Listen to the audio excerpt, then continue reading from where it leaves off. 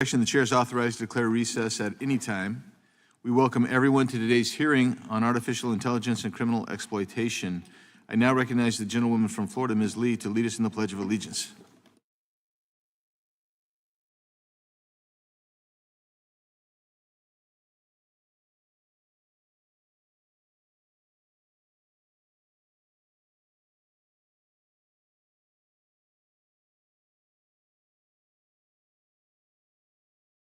Thank you. I now recognize myself for an opening statement. I appreciate everyone being here today, our witnesses and those in the audience. This is an important hearing which focuses on artificial intelligence and how it is being exploited by criminals. The conceptual roots of AI can be traced to British mathematician Alan Turing, who in the 1930s theorized about machine being capable of performing any computable task.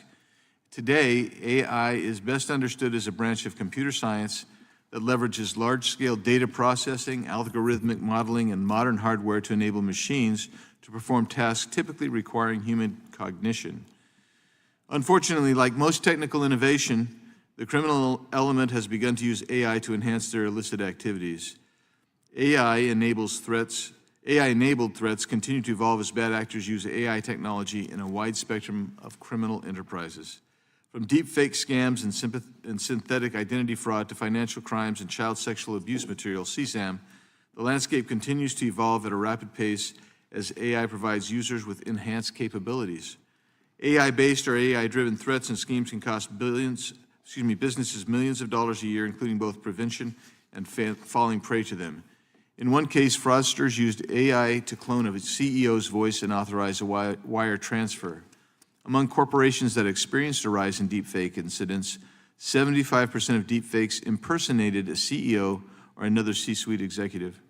Generative AI enables the criminal exploitation of victims' emotional vulnerabilities through tactics such as sextortion, pig butchering scams, phishing, and elder fraud. Senior citizens are increasingly targeted through voice phishing scams where an AI-generated replica of a grandchild or military officer claims to need urgent funds. In one case, a Colorado mother received a call from what sounded like her daughter pleading for help. The voice was AI-generated, cloned from a short online clip, and used to demand ransom. The voice was indiscernible to the mother who wired $1,000 to scammers in Mexico. AI is also fueling a rise in sextortion and synthetic CSAM. New AI tools can generate highly realistic but entirely fabricated explicit images, often used to extort minors or damage reputations. Some sextortion scams exploit the trust associated with platforms like Apple's iMessage by impersonating classmates or romantic interests via recognizable blue bubble interfaces. Criminals now deploy apps like MUA to fabricate child abuse images at scale. Stanford University researchers have uncovered evidence that generative models were trained on real exploitative content. Terrorist groups now utilize AI to target, recruit, and indoctrinate vulnerable individuals. Generative AI provides a degree of separation, allowing actual terrorists to maintain anonymity in their public-facing recruiting practices. Generative AI also allows terrorists to produce propaganda, fake news stories, and emotionally resonant messages tailored to specific psychological profiles. Reports of generative artificial intelligence enabled scams between May of 2024 and May of 2025 rose by 456%.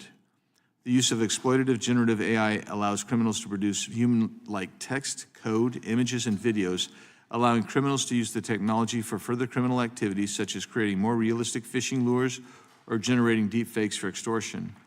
On average, phishing attacks cost $4.9 million per breach. On the other hand, AI is increasingly integrated into police investigations, offering new tools and capabilities for law enforcement agencies amid the backdrop of rapidly expanding digital data sources and increasing demands on law enforcement agencies. AI provides a more adaptable and comprehensive approach to solving crimes compared to traditional methods, leveraging data analytics, machine learning, and pattern recognition to enhance investigations and assist with administrative tasks. This is also potentially a problem as well, as we seek to balance curbing AI with our civil rights. AI can also help process large volumes of data, identify patterns, and generate actionable insights, and in turn, these applications can improve efficiency, accuracy, and resource allocation with investigative processes. However, to fully benefit from AI applications, law enforcement entities need reliable data, human oversight, and while also tackling issues related to privacy, bias, and ethical considerations. Addressing the continued misuse of AI will require a varied approach while also raising public awareness about the risks associated with AI-generated content. Law enforcement agencies must engage openly with community stakeholders, legal experts, and the public to communicate the intended uses, benefits, and limitations of AI technologies. A collaborative effort to both prevent the misuse of AI while encouraging lawful application is required to effectively navigate this evolving landscape. I am excited for today's hearing. I think this is the first of its kind. I believe it will be only the first of its kind as we consider AI and its continued expansion of influence in our lives. And I'm looking for a very substantive discussion that I anticipate a substantive discussion that we're going to have today. And with that, I yield back and recognize now our ranking member, Ms. McBath, for her opening statement.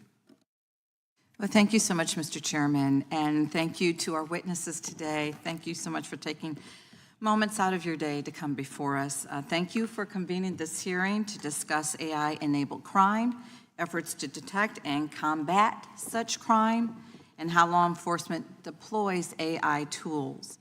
Like so many new technologies, AI is not inherently good or bad. AI-enabled tools can find patterns, sort through vast amounts of information, and may even help law enforcement solve their crimes.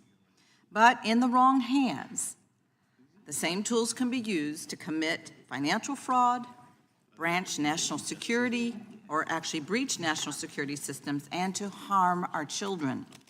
When used by law enforcement, this technology has the potential to empower our investigators while also carrying the risk of serious errors with life-changing consequences. That is why it is critical that we proceed thoughtfully and put appropriate guardrails in place so that everyone in our criminal justice system that is using AI-enabled tools, they're using them responsibly, not to the detriment of law-abiding members of our communities. We've already seen what can go wrong when those safeguards are missing. A woman and her family experienced the dangers of using AI-enabled facial recognition technology. Detroit police used a facial recognition tool in an attempt to identify a carjacking suspect using an image from a surveillance camera. The tool matched the surveillance image with a picture of Portia Woodruff, a nursing school student. One morning, as Ms. Woodruff was getting her two children ready for school, police knocked on her door, and they told her that she was under arrest for carjacking. She knew right away there must be some kind of mistake, and she gestured at her body as she spoke to law enforcement to point out the obvious, she hoped, to law enforcement, that she was 8 months pregnant.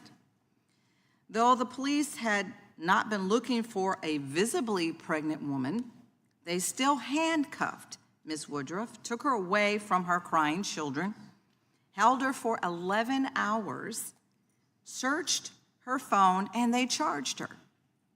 After her release, she went straight to the hospital and was treated for dehydration. The charges were dismissed a month later. This case is especially troubling because facial recognition tools have been shown to perform worse on Black individuals, increasing the risk of misidentification and contributing to over-criminalization. AI is only as good as the data it is trained on. And when that data is biased, it exacerbates racial disparities, long embedded in our criminal justice system. An inaccurate tool is dangerous for every single one of us. Not one of us is immune to these mistakes. Thankfully, and in due part to cases like this one, the City of Detroit has adopted new rules to direct the use of facial recognition technology within its police department. And they're simply not alone. Many cities and states have put sensible guardrails in place to limit potentially harmful uses of AI.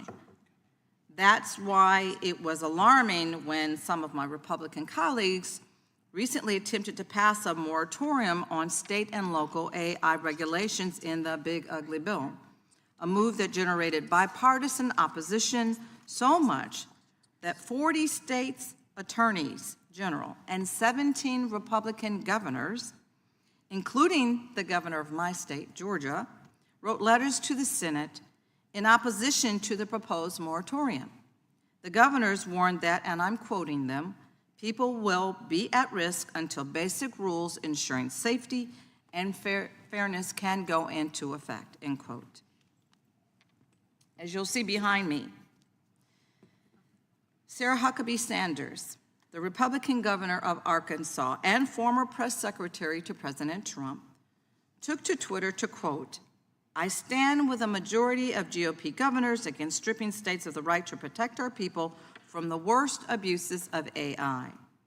The U.S. must win the fight against China on AI and everything else.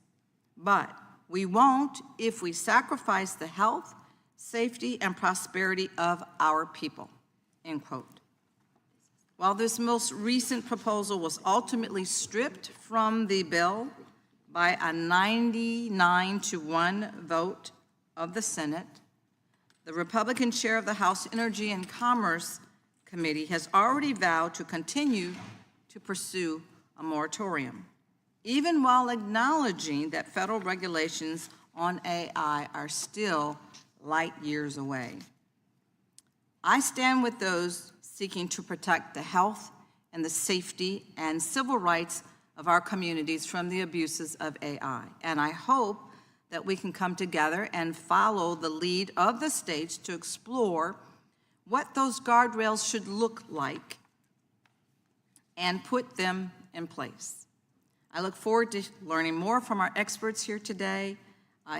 Hearing from you is going to be extremely critical for us on this very important issue.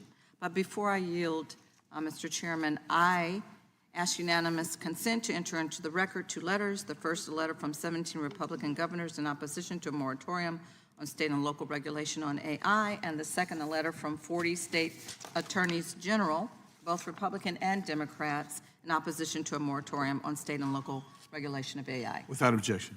I yield. The gentlelady yields. Without objection, all of the opening statements will be included in the record. We'll now introduce today's witnesses, and we're very grateful for our witnesses. Dr. Andrew Bown, okay. Dr. Bown is a professorial lecturer in law at the George Washington University Law School, where he teaches courses on artificial intelligence law and policy. He has served in the United States Air Force Judge Advocate General Corps since 2010 and previously served as the Chief Legal Counsel of the Department of the Air Force Artificial Intelligence Accelerator at the Massachusetts Institute of Technology. Thank you, Doctor, for being with us today. Mrs. Zara Paramel, there you go, is the co-founder and Chief Technology Officer of Overwatch Data, an artificial intelligence company focused on threat intelligence and cybercrime tactics on the dark web. Prior to founding Overwatch Data, she worked at Google on matters involving machine learning and cybersecurity threats. Thank you for being with us today, Ms. Paramel. Mr. Ari Redbord is the global head of policy at TRM Labs, a company focused on preventing illicit financial activity. He previously served as senior advisor to the Deputy Secretary and Undersecretary for Terrorism and Financial Intelligence at the U.S. Treasury. Prior to Treasury, he was an assistant U.S. attorney where he focused on terrorism, espionage, financial, child exploitation, and human trafficking cases. Thank you, Mr. Redbord, for being with us today. Mr. Cody Vinsky is a senior policy counsel in the ACLU's National Political Advocacy Department, where his work focuses on surveillance, privacy, and technology. Specifically, he works on matters related to artificial intelligence, privacy, children's privacy, and civic uses of data. Thanks, Mr. Vinsky, for being with us today. We appreciate all of you being here, and now ask that you please rise so you can be sworn in. Would you please raise your right hand? Do you swear or affirm under penalty of perjury that the testimony you are about to give is true and correct to the best of your knowledge, information, and belief, so help you God? Let the record reflect the witnesses have answered in the affirmative, and thank you. You may be seated.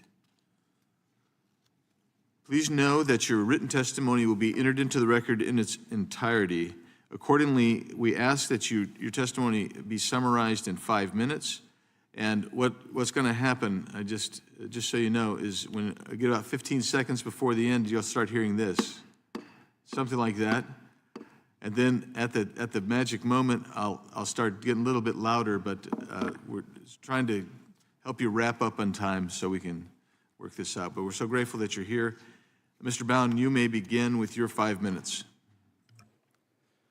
Thank you, Mr. Chairman, ranking member, and distinguished members of the subcommittee.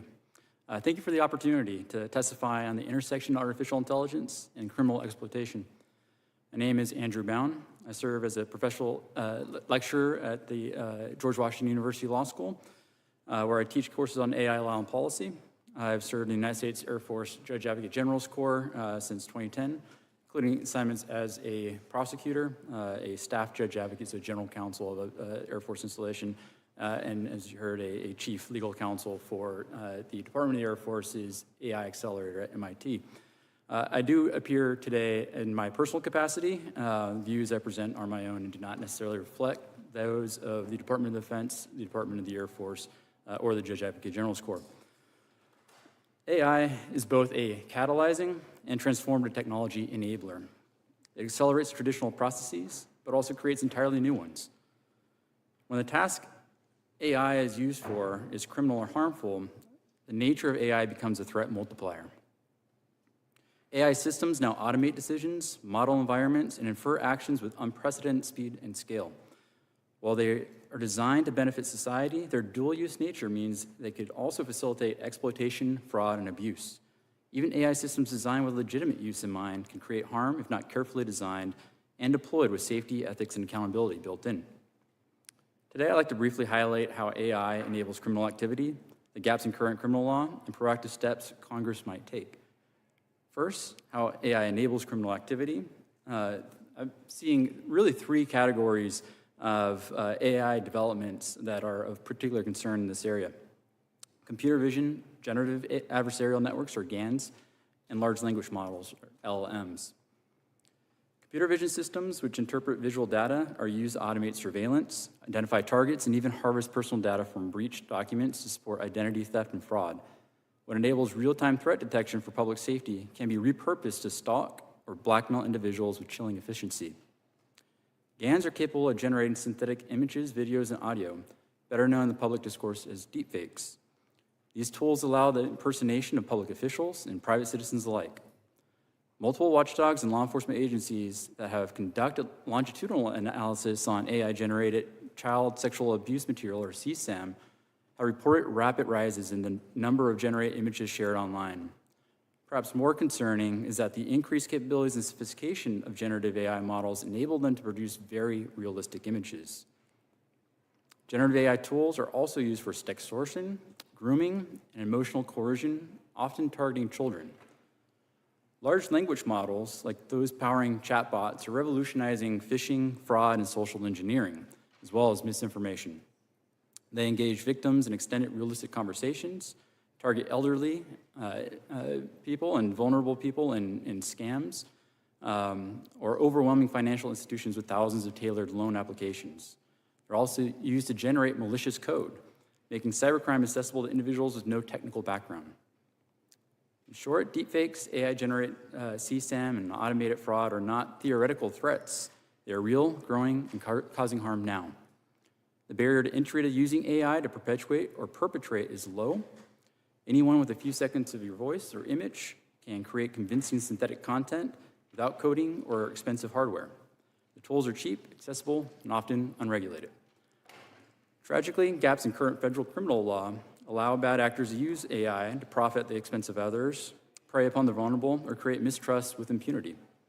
While there are statutes for wire fraud and child sexual abuse material, they do apply to many of the AI-enabled crimes. There are several significant gaps. More alarming still are emerging threats such as autonomous criminal activity, cross-border AI-enabled crime, and algorithmic market manipulation, for which criminal liability is unclear or altogether absent. There are a variety of strategies that this subcommittee, as well as Congress, can consider, including criminal law reform, that could define new offenses for malicious use of AI, particularly for deepfakes and AI CSAM. It could also provide sentencing enhancements for crimes aggravated by the use of AI tools when those tools augment the scale or impact of the harm, or make it more resource intensive to investigate and prosecute. You could also look at enabling AI safety and transparency requirements. And in conclusion, AI is a revolutionary enabler, but does not self-regulate. Bad actors choose to exploit it, the law must be ready. Thank you, Mr. Chairman, for the time. Thank you, Dr. Bound. And we have your written testimony, which is more expansive, so remind everybody we have that, so appreciate that. Ms. Perrinel, for you, we give you your 5 minutes now. Chairman Biggs, Ranking Member McBath, and members of the committee, thank you so much for the opportunity to testify today and for creating this forum to discuss how AI is changing the landscape of cybercrime. I'm honored to share my perspective on how this technology is making these threats more accessible, more personalized, and more difficult to detect. My name is Zara Paramal. I'm the co-founder and CTO of Overwatch Data, a cyber threat intelligence company that uses AI to identify and analyze emerging threats in the cybercrime and fraud ecosystems. Through our work, we see every day how AI is used to both prevent and also to facilitate criminal activity. I'd like to focus my remarks today on how we see AI changing the threat landscape and what we can do about it through both education and innovation. AI is a powerful general-purpose tool with a broad range of applications for criminal activity and for a broad range of threat actors. It can be used to learn how to commit crimes, to write code, craft realistic scam text messages, generate audio or voice clones, and of course, create deepfake images or videos. Across this wide range of malicious use, 3 trends stand out. First, AI is reducing the barriers to entry for cybercrime. Users can ask a chatbot, including ones explicitly designed for fraud, how to commit crimes. They can learn the technical skills they need to carry them out, and they can also use that to make their attacks more convincing and more effective. Second, it's challenging businesses. By subverting identity verification systems, AI can be used to generate a photo for a fake persona or profile. It can then be used to generate high-quality synthetic fake IDs.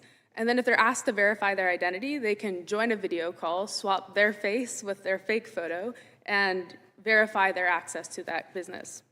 This is a problem not just for the specific business that's being targeted, but it's a problem because it gives them a foothold from which they can hide their identity for the future next online crime that they'll carry out. The third thing we see is crimes are becoming far more personalized. For example, voice clones are used to target the elderly by calling a grandparent in what sounds like their grandchild's voice and claiming to be in the hospital and in need of money. Employment scams prey on young adults who are looking for their first job.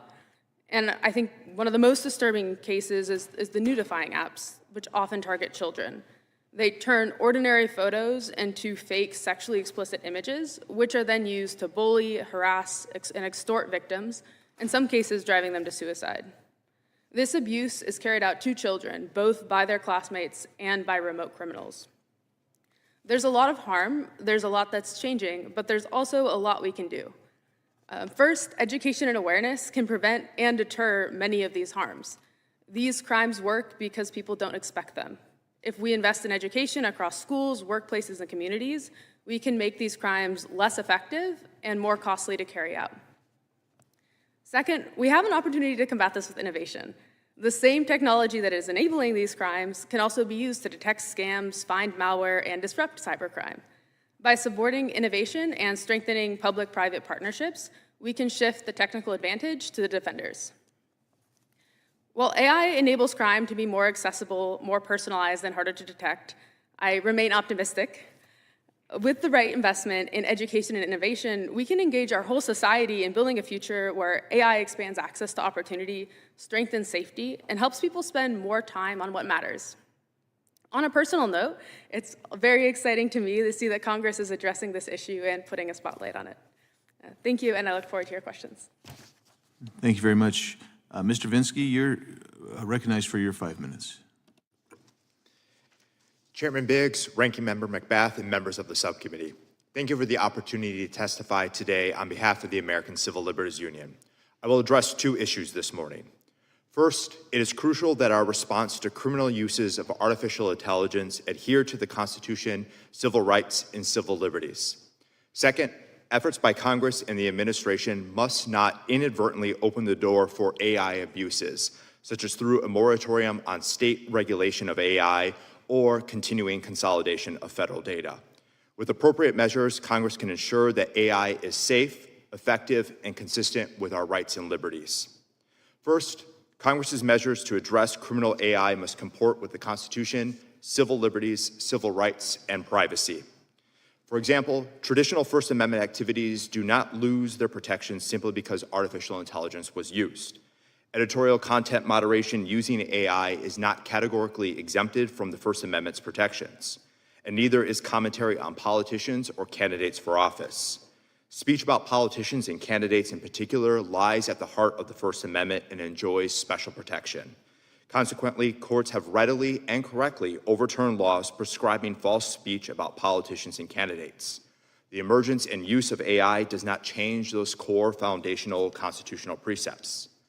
Likewise, privacy concerns may arise from obligations imposed on platforms that host and distribute AI systems. Requirements or incentives to search users' communications, to restrict their publication of models, code, and data, to monitor or report their online activity, or to prohibit or undermine encryption, all increase governmental surveillance and in some circumstances may violate the Fourth Amendment. As the committee considers legislation addressing criminal uses of AI, we urge you to ensure that speech, privacy, and other important civil liberties are protected. Second, the recently rejected AI moratorium would have dramatically increased the risk of AI harms, including criminal and fraudulent activity. Similarly, the consolidation of federal data is creating an enormous risk of AI harms. The moratorium that was included in versions of the reconciliation package was sweeping, preempting state laws and local regulations that regulate AI for 10 years. Although moratorium included limited exemptions for some generally applicable laws, serious questions about the scope and workability of those exemptions remained. For example, dozens of states have passed laws regulating deep-fake non-consensual intimate imagery, often by amending existing statutes to clarify their application to generative AI. Similarly, Tennessee's Elvis Act extends legal protections to a person's voice, including a simulation of the voice. It is not clear if such laws, with their express application or clear intent to apply to AI, qualify as generally applicable. Moreover, in many instances, addressing AI's harms requires legislating specifically on AI. Establishment of an AI moratorium will jeopardize these efforts, giving bad actors a blank check. As Ranking Member McBath recognized, 17 Republican governors and members of both parties in both chambers of Congress opposed the moratorium before Congress stripped it from the reconciliation package in a 99-1 vote in the Senate. Of more immediate concern, consolidation of federal data creates a platform for supercharged AI-driven surveillance. And while data consolidation and sharing could potentially improve governmental operations in limited circumstances, efficiency should not be elevated over robust protection of our privacy. Otherwise, consolidation could risk the creation of vast and unaccountable surveillance platform capable of tracking citizens' activities, movements, and associations. Such a platform would be readily analyzable by large language models, machine learning, and other AI systems, such as black box policing algorithms used by federal law enforcement to ingest governmental data and predict who is likely to commit crimes. Data consolidation could lead to biometric information gathered by federal law enforcement or during air travel being readily accessible by other agencies.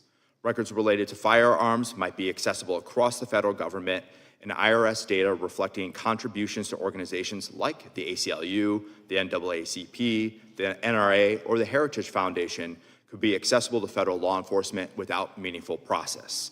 It is essential for Congress to block the creation of centralized government dossiers on each of us. Thank you for the opportunity to testify before this subcommittee, and I look forward to your questions. Thank you, Mr. Vinsky. Now, Mr. Redboard, you're recognized for your 5 minutes. Chairman Biggs, Ranking Member McBath, members of the subcommittee. My name is Ari Redboard, and it's an honor to appear before you today on behalf of TRM Labs, where we work every day with law enforcement, financial institutions, and national security agencies to detect, investigate, and prevent illicit activity in the digital asset ecosystem. Before joining TRM, I spent about 11 years as a federal prosecutor at the U.S. Department of Justice, and later as an official in the U.S. Treasury Department's Office of Terrorism and Financial Intelligence. In those roles, and now at TRM, I've seen one truth borne out time and time again. Criminals are often the earliest adopters of transformative technology. They were among the first to weaponize automobiles to move illicit goods across state lines, adopt pagers and cell phones to coordinate narcotics networks, utilize encrypted messaging apps to evade surveillance, and exploit cryptocurrencies to steal and transfer illicit proceeds at the speed of the internet. And now they are embracing artificial intelligence. We are rapidly approaching a world in which the bottleneck for crime is no longer human coordination, but computational power. When the marginal cost of launching a scam, phishing campaign, or extortion attempt approaches zero, the volume of attacks and their complexity will increase exponentially. We're not just seeing more of the same. We're seeing new types of threats that weren't possible before AI. Novel fraud typologies, hyper-personalized scams, deepfake extortion, autonomous laundering. The entire criminal ecosystem is shifting. That is why today's hearing matters. We must recognize that in the same way criminals are leveraging AI to disrupt and deceive, law enforcement and national security agencies must be empowered to use AI to defend and respond. This is not optional.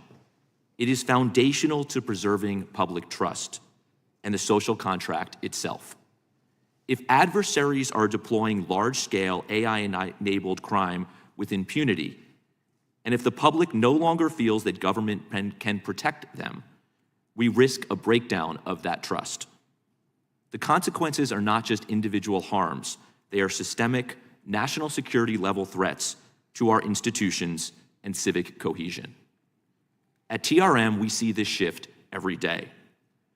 Through Chain Abuse, our public scam reporting platform, we've tracked a 456% rise in AI-enabled scams, which often use deepfake technology, just in the last year. Ransomware actors are using AI to draft realistic phishing emails, identify vulnerable targets, and deploy malware that adapts to evade detection. On the laundering side, we're seeing bad actors use AI to automate and accelerate illicit money flows.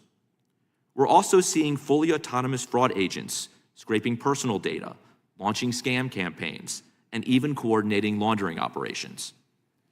And most disturbing, we're seeing AI used to generate synthetic child sexual abuse material, fake but deeply harmful content traded online and weaponized in sextortion schemes. The solution to the criminal abuse of AI is not to ban or stifle the technology. It is to use it, and use it wisely. We must stay a step ahead of illicit actors by leveraging the same innovations they use for bad, for good. At TRM, we integrate AI at every layer of our platform to combat crime, using machine learning models and behavioral analytics to flag complex obfuscation techniques, trace illicit cryptocurrency transactions in real time, and identify emerging criminal typologies. We are developing and deploying AI-powered defense agents at scale to map illicit networks, triage threats, and surface early warning signs.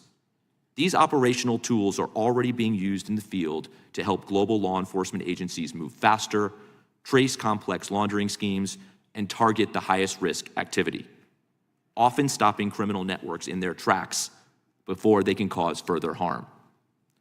The future of crime will be defined by AI, but so will the future of enforcement. With the right investment, collaboration, and technology, we can meet this moment. Thank you again for the opportunity to testify, and I look forward to your questions. Thanks so much. I appreciate all of you and your testimony, and very, very interesting. I hope we can get to some deep substance on it today. I now recognize the gentleman from North Carolina, Mr. Knott, for 5 minutes.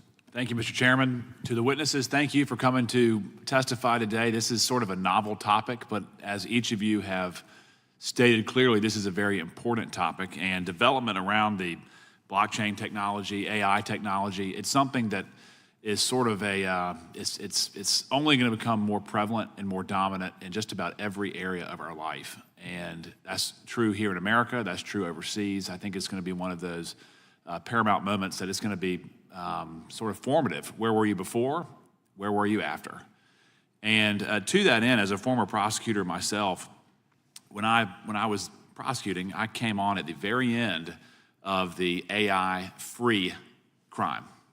And I started to see how blockchain and cryptocurrencies and artificial intelligence was infiltrating every area of the criminal world. And to that end, Mr. Redward, as the use of AI and blockchain technology does become more common and it does become more integrated in every avenue, there's obviously access from domestic actors that are criminal and international actors. There's really no border that's recognized.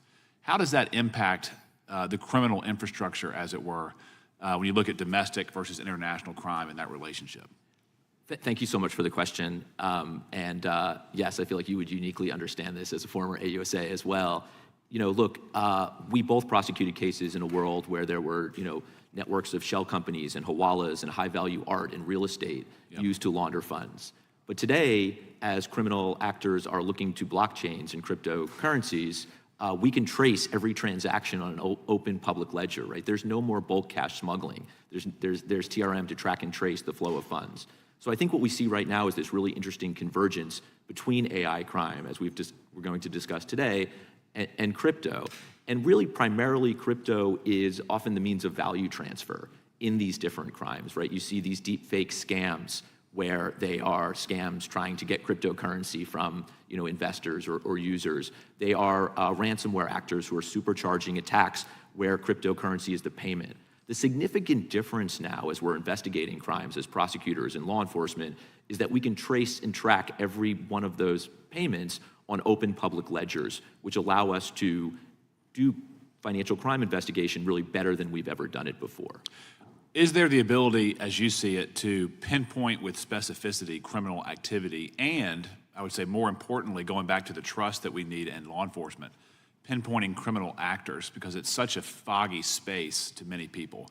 Can you pinpoint the actual criminal as opposed to just criminal activity? It's a great question, and absolutely in many circumstances. What we're doing essentially at TRM is we're taking that raw blockchain data, right, those alphanumeric addresses, those crypto wallets, and we're associating them with real-world entities. Oftentimes it's terrorist financiers, ransomware actors, sanctions, for example, and that allows law enforcement to then take that data and track and trace the flow of funds to build out networks. Cartels are a great example of that today. I'm sorry. Is there a risk that cartels, terrorist states could use legitimate constructs on the blockchain that are developed here in the United States for their own benefit, therefore taking advantage of a legitimate structure or a legitimate software that's developed here? Absolutely. And I think the real challenge for regulators and policymakers is how to ensure that lawful users have access to those types of tools and yet stop bad actors from using them. And to me, the answer is, and the U.S. Treasury Department over the last few years has done a pretty good job on this, target the bad actors, the North Korean cyber criminals, the ransomware actors, the scammers, as opposed to necessarily the lawful services that they're using. And is there a risk if we are too zealous in the prosecution? As a prosecutor, I'm all for strong law enforcement, but if we are too aggressive on the front end as this technology is developing, could we stifle domestic innovation here at home if we are too aggressive in prosecuting? Absolutely. It is critical that we continue to focus on the bad actors in the space, which will allow the lawful ecosystem to grow, as opposed to the lawful services that are being used by bad actors. So absolutely, and really the key to all of this is to stop bad actors from leveraging the technology to allow this industry and this technology to grow. And then briefly, what can we do in Congress to ensure that law enforcement has the resources to target the bad actors with specificity? That's exactly right. I mean, today, what we really have across the U.S. government is a cadre of law enforcement agents that are really true experts, power users of blockchain intelligence tools. What we really need is that cadre to grow significantly. As bad actors are leveraging AI, as they're leveraging blockchain technology, every federal agent should have access to tools and the training necessary to sort of meet this new moment from a technology perspective. Sir, thank you. Thank you. Other members, I ran out of time. Mr. Chairman, I yield back. Thank you. And without objection, I propose that we have a second round of questions. Seeing none, we will proceed in that fashion. And now I recognize Ranking Member Ms. McBath. Thank you, Mr. Chair. And I just have to say that, you know, and just in listening to each and every one of the witnesses, I mean, I'm just really amazed at the depth of the use, criminal usage of AI. Really, thank you so much for what you bring to the table today. But I do kind of want to talk a little bit about facial recognition. The Detroit Police Department reportedly conducted 129 facial recognition searches in 2020, and all on African-American people. And the following year, 95.6% of the searches targeted Black people. Mr. Vinsky, how does the use of AI-enabled facial recognition comply with the Fourth Amendment's equal protection principles?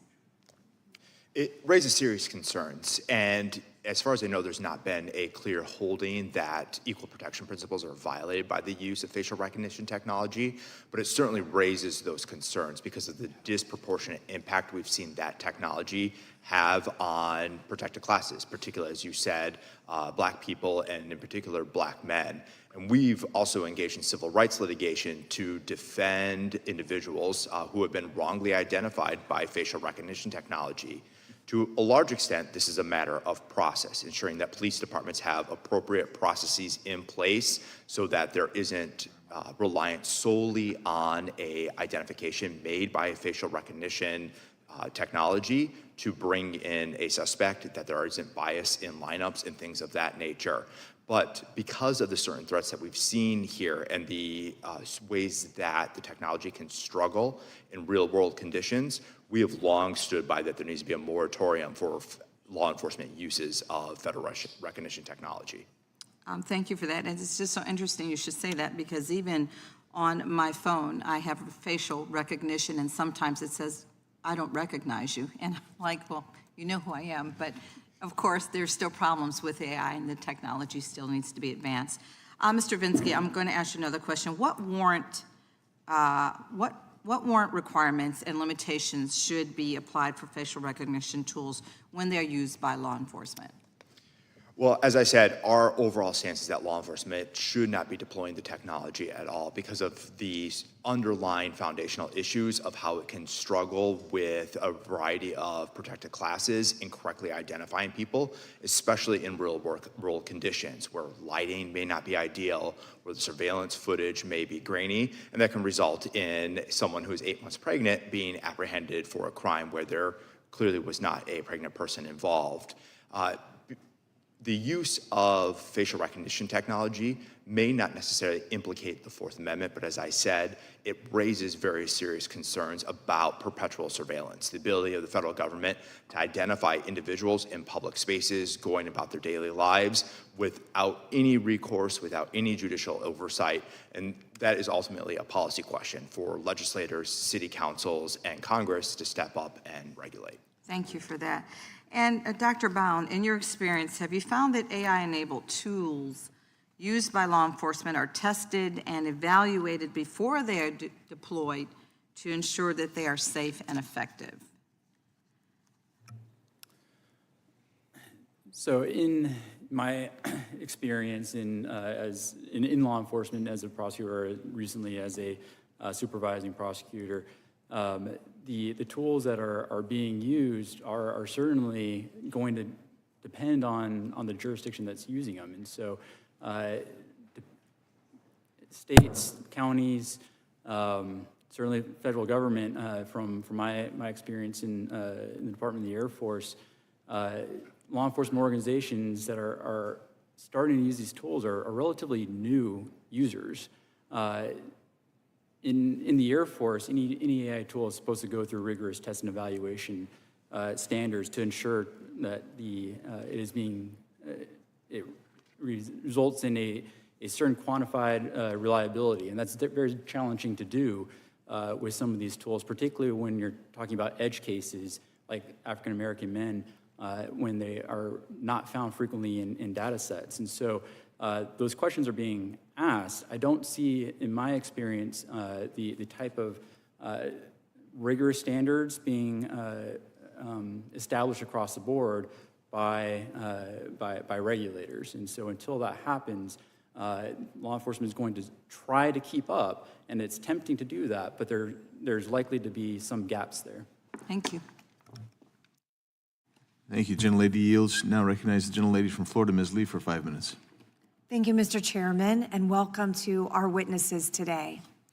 As a member of the House's bipartisan task force on artificial intelligence, I had the opportunity to work with members on both sides of the aisle to discuss a national approach to artificial intelligence that would encourage innovation, strengthen our global leadership, and also confront serious threats, including those like you all have been discussing here today that involve criminal misuse of this technology.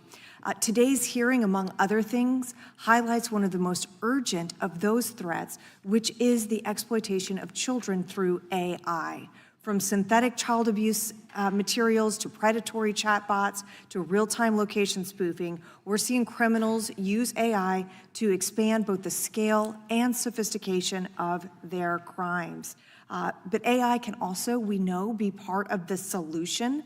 In cases like Operation Renewed Hope, AI helped federal agents identify and rescue minor victims who might otherwise have never been found. So one of the things that we're interested in doing is ensuring that law enforcement, child protection nonprofits, and trusted partners in the private sector have access to effective, responsible AI tools and the legal clarity to use them. It's about stopping criminals, saving lives, protecting children, and ensuring that we're doing our part to help technology be a force for good.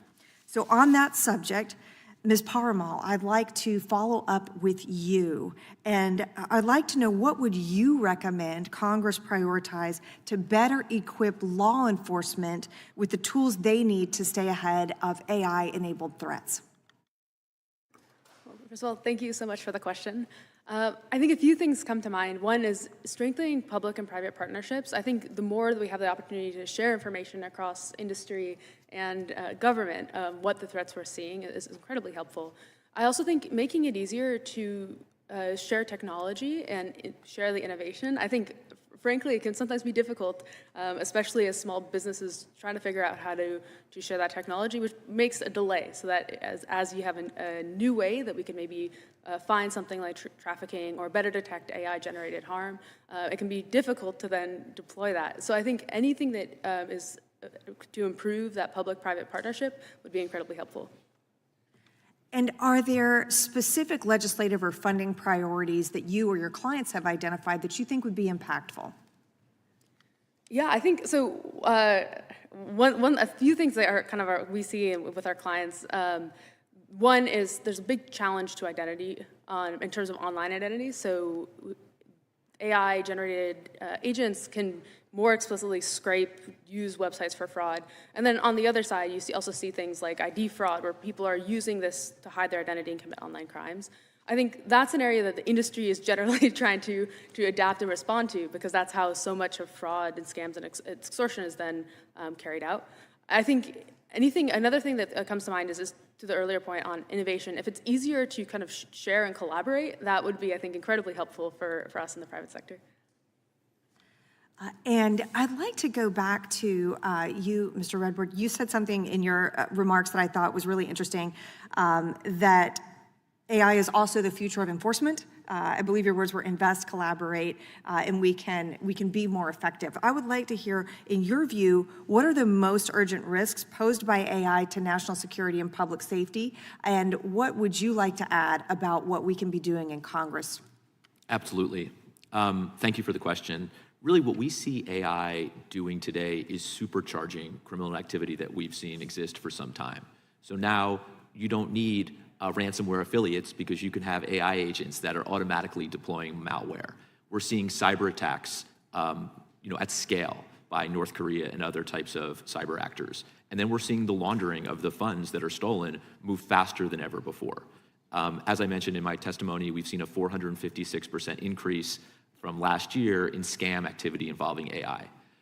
We have to move as fast as the criminals. So when we think about these issues at TRM, it's can we move faster? How can we use AI the same way they're moving funds to track and trace those funds in order to ultimately seize them back? So when you ask, it's the tools and the training to ensure that every single law enforcement and national security professional have access to the same tools that many cyber criminals are using today, and obviously the funding necessary to support that, as well as the training.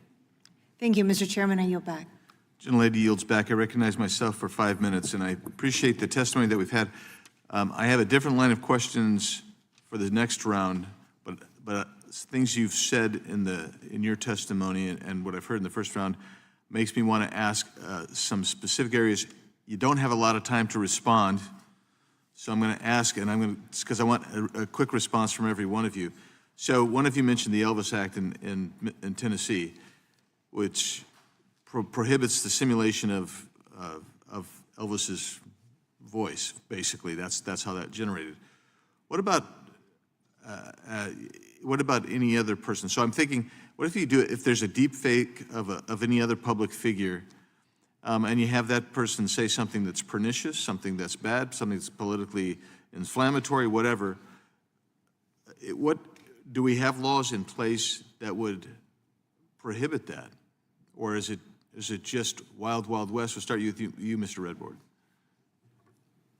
Sort of slightly more broadly, I would say that we have laws in place that absolutely cover a lot of these areas, but we're going to need to add AI to a lot of them. When I think about these issues, for example, when you talk about these types of scam activity that are being supercharged by AI, we have wire fraud statutes to address them. Right, and we'll get into that too, but I'm talking specific. This is a specific case. So let's say you have a public figure and you have them say something that's totally outrageous, it's totally deep faked. You can't tell, the average person can't tell if that person if that language is attributed to that person elsewhere. You might have a libel. I mean, it'd be a civil claim. You might have a civil claim of libel or defamation of character or something like that. Does that, in your opinion, exist when someone manipulates a deep fake to do something like that? I think it would require adding additive measures to what we have today. Mr. Vinsky. That sort of speech lies at the core of the First Amendment's protections. It's commentary on politicians. And so, for example, when the But it's not commentary on politicians. It's if, let's say with maliciousness, with malice, that's the word I'm looking for. With malice, you say that Andy Biggs said X, Y, this. That's just horrible. You put it in the New York Times, and you did it because you wanted to harm me. And if you take, for example, the Republican National Committee's deepfake about President Biden announcing a draft for Ukraine, that's commentary on public events. But, of course, existing exceptions to the First Amendment still apply to AI. And that means... So that's what I wanted to get at. Yes. That's what I wanted to hear from you, whether something like a defamation, like defamation, New York Times, which is why I specifically used New York Times. That's exactly right. Ms. Paramel, same question. Yeah, I'm not super familiar with the legal side, so I can talk more about the technology, but I do see that, that it is challenging detection. Right, thanks. Dr. Bao? So there's this inherent friction that we see, and I agree with both Mr. Redboard and Mr. Vinsky, that what he describes, sir, is likely protected under First Amendment. You have... Unless there's malice. With mouse. Now, there's legal protection, certainly, from a civil right of action for if it were to be So let's, not to interrupt, I don't want to be rude to interrupt, but I do want to interrupt. What my question is, let's expand it. A true deep fake is so persuasive, you can't tell the difference side by side of me over here and the deep fake. We've had examples of parents, grandparents, they can't tell the difference between the deep fake and the voice of the kid. They look the same, they act the same, they're remarkable. How do I have protection, for instance, from someone doing that? I mean, and this is going to lead into the CSAM, which I was hoping I would have enough time to get to that, because it's the same type of deal where you see CSAM, which is so persuasive and sick and disgusting, that's all AI generated. But can you, and we know this, I mean, you mentioned the one of the Ukraine thing. What remedy does someone have when they're a victim of this kind of generative AI? Mr. Chairman, if it were to fall under the statute of like wire fraud, so you look at the intent of what's behind it, those are protections there. If it's to create misinformation, you certainly articulated the challenge and the potential harm that may not be outside of the law. And so there are gaps in protection when you're facing particularly harmful activity using deepfakes. Yeah, thank you. We'll be talking about that in the future. So that ends the first round of questioning, and now for the second round of questioning, recognize the gentleman from North Carolina, Mr. Knott. Thank you, Mr. Chairman. And I got to say, I'm happy to have a second round so soon. I wish more members would show up because this is important. But selfishly, I'm enjoying the conversation. And all of you have basically indicated what was stated, either directly or indirectly, that computational power and ability will dictate sort of the new criminal landscape. And obviously, AI will supercharge this. The landscape is going to be forever changed. And I want to ask each of you, how far are we from having autonomous criminal behavior? Doctor, start with you. Go in order down the line. It's a fantastic question. So thank you. My assessment is we're there. We have plenty of autonomously. Certainly from a bad actor that is using AI and using the autonomous features of those models to perpetuate crimes, we're certainly there. The scale, the sophistication, the speed that are created by using AI-enabled models can certainly from committing scams at scale, targeting personally, finding cyber vulnerabilities, that is all happening already. Yeah, I agree. I think we're definitely seeing that now. It's the beginning of what's happening. It's being used for more simple crimes. I think we see different uses. You might think of simple bots that text people and send us these annoying scam text messages. Those are now can use AI and automate by pulling breached or leaked data about you. And then similarly with computer use agents, they're starting to fill out forms, but there's a large opportunity for those to get much more sophisticated. And I think relatedly on the civil side, we're seeing rapid advancement of artificial intelligence that's used to make decisions about who can get a loan, who has access to a house, and things of that nature. Sure. And often in many cases, that will output a score that humans are largely deferring to. So artificial intelligence has reached the point where it is having an outsized effect on our lives, not just because of criminal activity, but because it affects so many important sectors as well. Yep. Thank you for the question.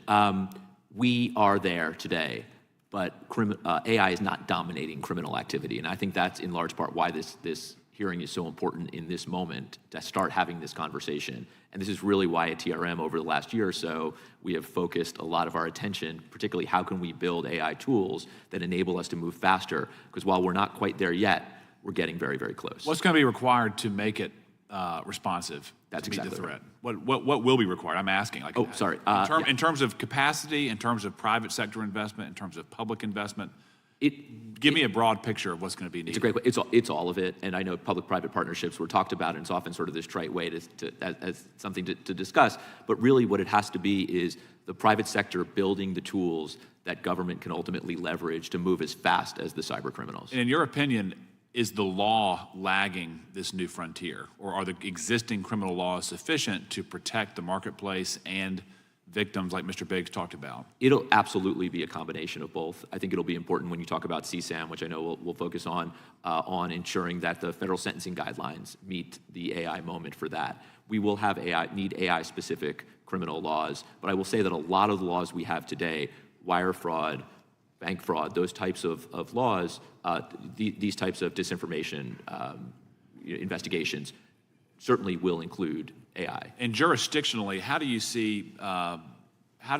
AI factoring into content, actions, vehicles designed overseas that penetrate into the American market? How do we protect against that in a jurisprudence sense? I think it's a challenge. Look, the nature of crypto, the nature of AI, the nature of technology is it's global and cross-border. Yep. And we, in large part, we want to make sure that the innovation is happening here. And that's why it's so important that as we have these conversations, we're walking that line between stopping bad actors, but not stifling innovation in this critical moment. Just like the internet was born and created in the United States, we need to ensure that that is true for AI technology as well. And if I may add to that, Representative, as we think about ways that existing legal frameworks need to adapt to this rapidly evolving challenge, a multi-jurisdictional approach is the right approach, and not just at the federal level, but also internationally, and of course with states. And we've talked a little bit about the moratorium that was included in versions of the reconciliation package. The House did exempt criminal laws, but often in many cases, civil penalties will be a necessary complement, for example, in addressing non-consensual imagery at high schools. One more question for the panel real quickly. What can parents do to protect their children from this type of landscape? As a parent myself, I think education on the risk is certainly important. I think that's something that is the public sector can lead on. Law enforcement can lead on, similar to drugs, tobacco. The risk of AI, whether it's for scams, whether it's for CSAM, whatever harms, they certainly impact children as well. I definitely agree. I think, especially for the CSAM harms, giving their children awareness that something like this might happen to you, it might have nothing to do with anything you did, and here's how you can reach out. I think sharing that awareness, because they target the fact that people feel shame when they have no reason to. So I think that would be really helpful. Thank you. As a former teacher, parents are an integral part in helping kids navigate the world in education, and talking with kids about the new risks that are emerging are critical. Thank you. Education is absolutely critical. As a parent of middle school and high school age kids, I appreciate this. One more point that I do think is important here, though, is that we need to ensure that they also know how to leverage it, not that they're just afraid of it. Sure. I think their success in large part in the rest of their life will depend on their ability to leverage and engage with this technology. And I think it's absolutely so critical that on the one hand, we protect them against the harms, but also ensure that they're really able to use it and leverage it. Absolutely. Thank you, Mr. Chairman. I yield back. Thank you, gentlemen. Yields, and we recognize now the ranking member, Ms. McBath. Thank you, Mr. Chair. And once again, as you can see, we are quite alarmed as to what we're hearing today, so thank you very much. I want to go back upon and touch upon once again what the chairman was just asking, the question that he asked about. And in specific, each of you, if you can just kind of tell us in a nutshell, you're expressing to us that there are gaps.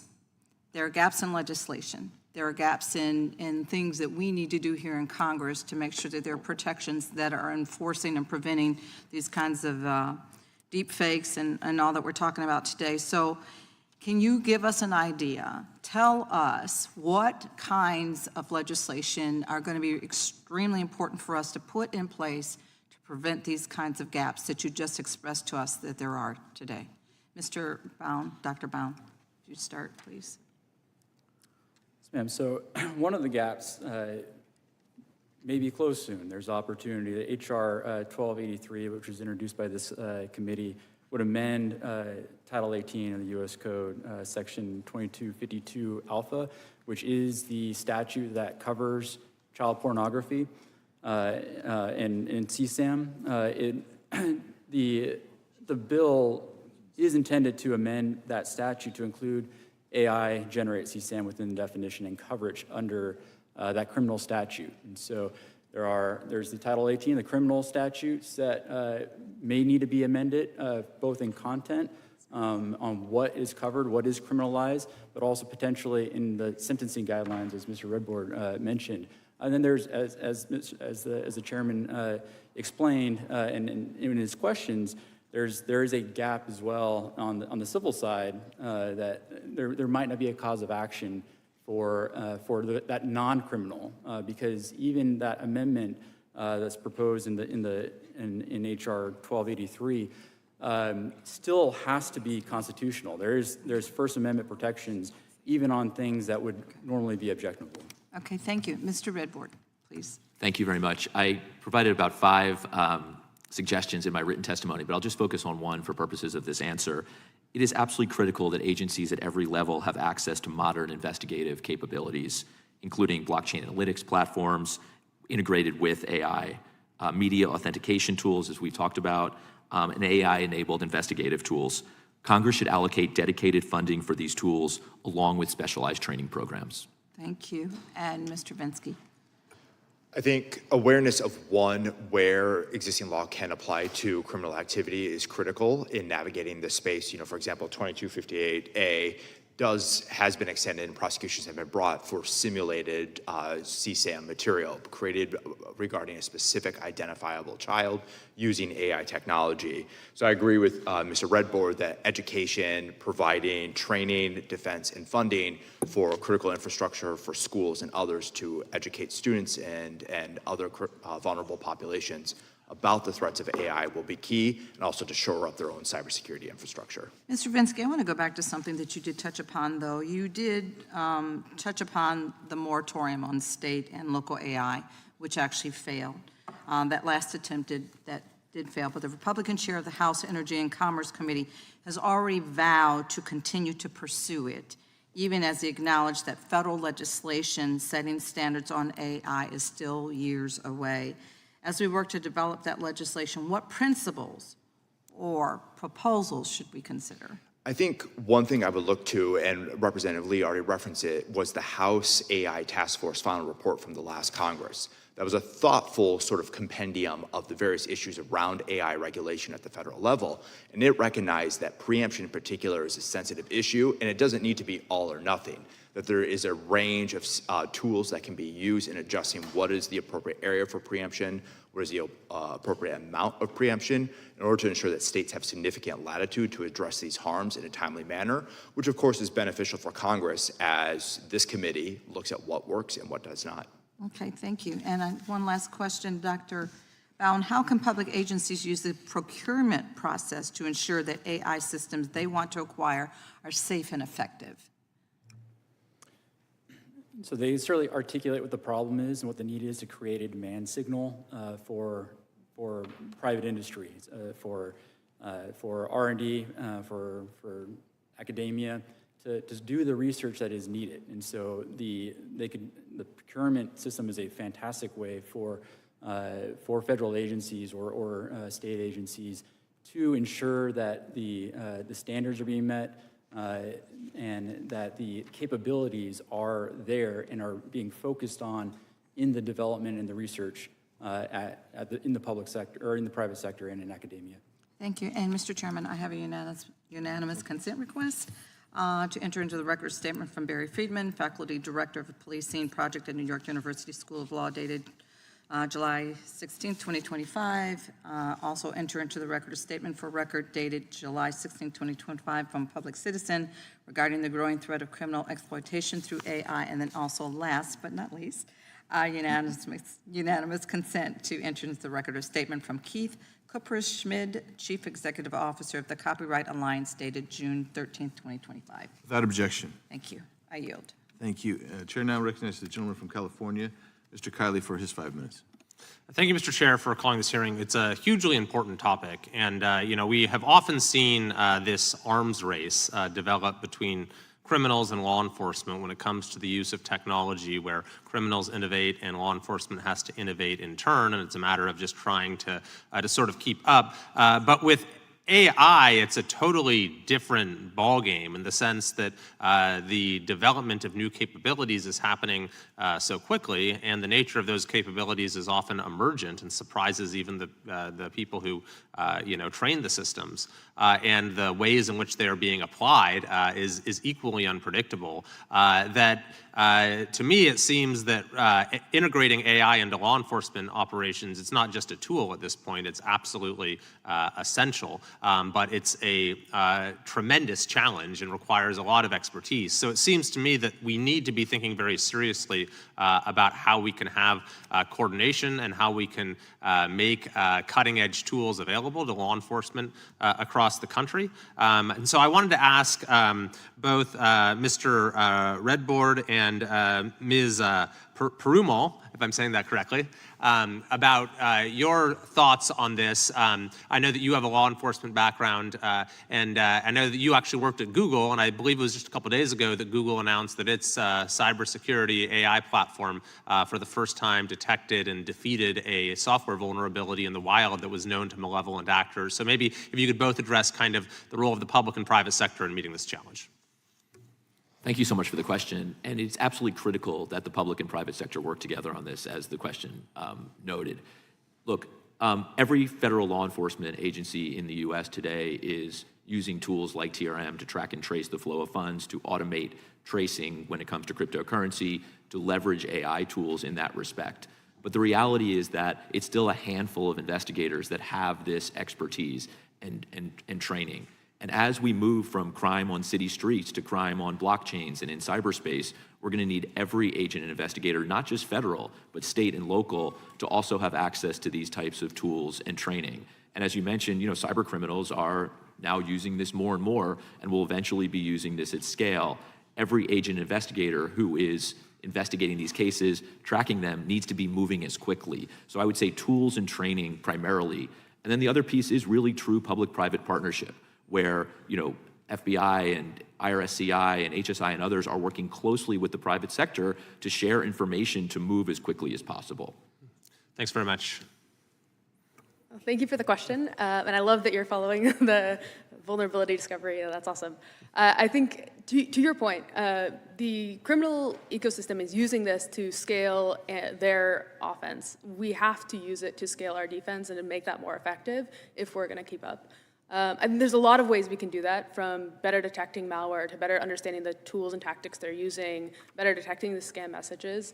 I think if we can enable, as I said, the public-private partnerships, which we keep repeating, but I think if we can make it easier and much faster to adapt as the criminal ecosystem adapts, that makes us a lot more effective. And there's so many opportunities. If you even think about all the reports of scams that maybe we already have access to, or law enforcement has access to, if we can just go through that data and find the trends, using AI to speed up and scale investigations is a way that we can really keep pace with the criminal ecosystem. One more thing I would add to that is that, historically, and I was a prosecutor for a long time, we investigate specific cases, right? There's an instance of crime, and we need to investigate that specific case. What this technology really allows us to do is build out networks to understand crime typologies, to understand sort of where the threat actors are and how they are engaging and what they would potentially do next. And it's an extraordinary moment when it comes to not just law enforcement, but how to disrupt adversaries from a national security perspective. So I think with this technology, and I think you got to this in your question, really enables is not just sort of the one-off harm that's been done to an individual, but how do we build out networks of cartels, of fentanyl dealers, of scam networks in Southeast Asia and elsewhere. And this technology, connected to blockchain intelligence, really allows us to do a lot of that today. Interesting. So you can address crime much more systematically, in a more efficient way, and more preemptively. And we even see that today in the actions that are coming from the U.S. Treasury and Department of Justice, where they're going after networks. They're doing civil forfeitures. There was a very large civil forfeiture complaint filed about 2 weeks ago by the U.S. Attorney's Office in D.C. against $225 million involved in pig butchering scams. It was a network. So we're seeing them use it today.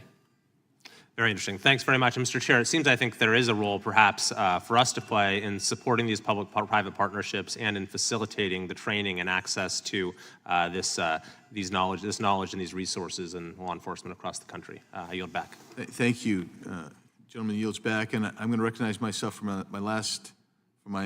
5 minutes here. But I would suggest that this is, as we started off, I said this would be the first of its kind, and I meant that we're going to have to keep pushing this.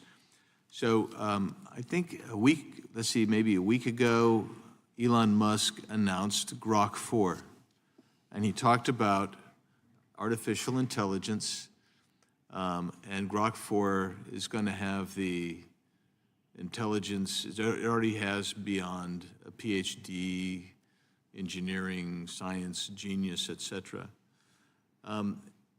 Artificial superintelligence. And we've touched on it lightly here today, using different terms, but I guess my question is, at what point do we no longer see computational decision-making with a human first mover, and you have a algorithmically iterative process that essentially, and we're there in some extent now, but we're not totally there because human interaction still is the first mover. But at some point, it won't be a human that's the first mover anymore. It'll be the algorithm itself. And how long before we get there? How do we get there and prevent the crime and provide the deterrence that is necessary? And so for the hypothetical I'll give you, how long before adjudicating whether there's probable cause or not for a search warrant or arrest warrant is merely algorithmically sustained, as opposed to having a human make that determination? So with that bizarre question, but acknowledging that we are actually moving so rapidly that we probably thought by 2050 you'd be getting to artificial superintelligence, but it looks like maybe before 2030 you're going to be in artificial superintelligence. Dr. Baum. And then we'll go down the whole panel. Thank you, Mr. Chairman. So certainly a thought-provoking exercise. I'm glad we're still at the point where it's an exercise and not reality, but I recognize that we may not be far from there. Before we get to artificial general intelligence, or before we get to certainly artificial superintelligence, and those are still theoretical, not a foregone conclusion, there is this very powerful and very rapidly increasing agentic AI, and where we start to see some of what you described already taking place at a admittedly lesser extent than what we would if it were true AGI or ASI. But we still have algorithms that are making decisions on behalf of humans that are able to do so at speed and often at a scale that it certainly makes it difficult for the human agent to observe and to be a part of. And so it really depends on how much trust, how much authority we provide those agents, and what those models, how are they fine-tuned to limit that. And so I do believe, as you said, Mr. Chairman, this is the first of hopefully many, having some of those industries, some of those private sector companies describe that so that this subcommittee and Congress can ensure that they are able to predict and know and set up those guardrails if necessary to limit what you're concerned about. Ms. Paramount. And since we only have a minute left, each of you get 20 seconds. Thank you. Very interesting question. I think we see AI agents making simple decisions today. I think for more complex decisions, as the models can do more complex reasoning in the next few years, it really should come down to how important is the decision, and then what transparency and explainability we can get from the model, and how much human oversight is necessary. I think it really depends on how risky that individual decision is where we should hopefully see the rollout for these different autonomous decisions. I'm going to build directly on that. The role of AI is a choice, and laws passed in Texas, the National Security Memorandum that governs national security uses of AI, say that certain things are off limits for artificial intelligence. And you mentioned probable cause. That strikes me as a core foundational tenet of due process that should probably be truly a human activity. And that is a policy choice that we make of what will be human, what will be AI, and where will humans be in the loop. I've never seen anything move as fast as this has moved in my lifetime. And while I don't have a great answer for how long, it's certainly coming. And if I could leave this committee with anything today, it's that we need to move as quickly, building the tools, working with this body in order to provide the right laws there. As an old school prosecutor, I'm happy with judges still making decisions around probable cause. But I do think we really need to ensure that we also are using the tools defensively to meet this moment. Great. Thank you all for being here. My time has expired. There's so much more to cover with this, and like I say, it's just the first, and hopefully we'll get back together soon and continue this.